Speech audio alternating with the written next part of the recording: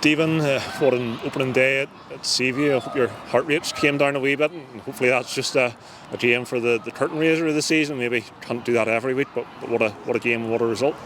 Yeah, look, when you're 3-0 down and you're 30 minutes into the game, it can either go one of two ways.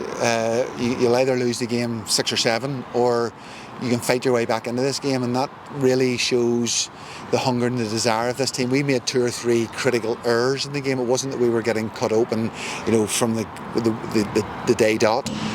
We made a couple of critical errors, bad pass inside for the second goal that leads to the goal, and they have nippy players that were able to drive through those spaces when we quickly fixed that problem.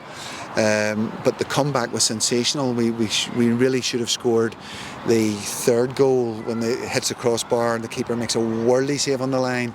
And I said to the team at half-time, you're 1-0 down in reality, so let's go and win the game 2-1 second half, and we did that. And we looked like the team in the second half. We were the team that had the better possession, the better work rate, better concentration around what we were trying to do and how we were trying to achieve it. And I thought we ran out fairly worthy winners in the second half. But it's only a start. You've just got to build on what you're trying to do, and you're trying to work with new players, brand new players who haven't played together. Matthew Snoddy signed at 11:30 yesterday morning. You're trying to bring him into a new set of boys. So all these guys are just building relationships, building what we're trying to do, how we're trying to do it, and it takes time. But to come back in that manner will speak volumes for what we're trying to achieve, and lifts everybody with a bit of confidence, and then we just move forward into the next game. So we'll not get carried away with it. We don't want those types of games every single week, because they're not good for my heart or any of yours. And what does that sort of comeback, coming from 3-0 down to winning 4-3, what does that tell you, about the players and the sort of resilience that they've shown you today?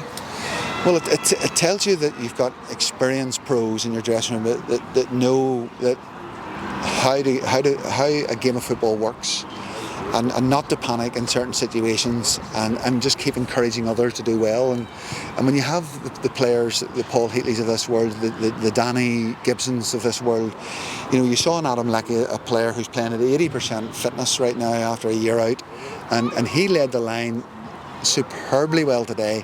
Was able to lay balls off into good areas for people, and all of those guys all working in tandem. That's what I was talking about, with trying to get these guys working together, and as that will grow, and as they gain that experience with each other, then you'll see hopefully the results improving. So you just got to keep working hard at it and hope that your best is good enough, because it's a very, very tough league.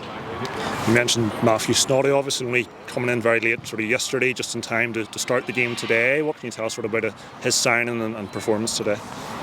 Well, first of all, his signing, we've got a little injury to Shannon, who just needs a little bit of a tidy up on his knee, and so when you're going to be without a few players, because we're going to pick up injuries, and we don't have a big enough squad, and therefore to bring a player in of Matthew's experience and quality, he's just like a little tagger in it, like a little dog, the way he gets about the football pitch, and you've seen that today, and spades the way he was playing, just plays the shirt off his back for you. So we were thrilled to get him in. I want to thank all the folk at Glenavon for making that deal work. He wanted to come, he wanted to play. He's a local boy to Carrick, and that's going to be super, because he, as I say, he's just a boy that will work tirelessly for you.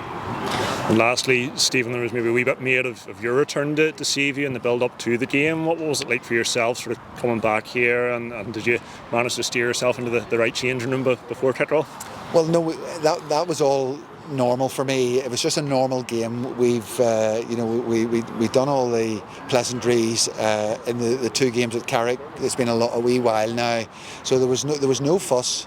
There's a lot of people who I am very friendly with, lifelong friends with, who all came down to meet me, hug me, and say what they need to say, and that was lovely.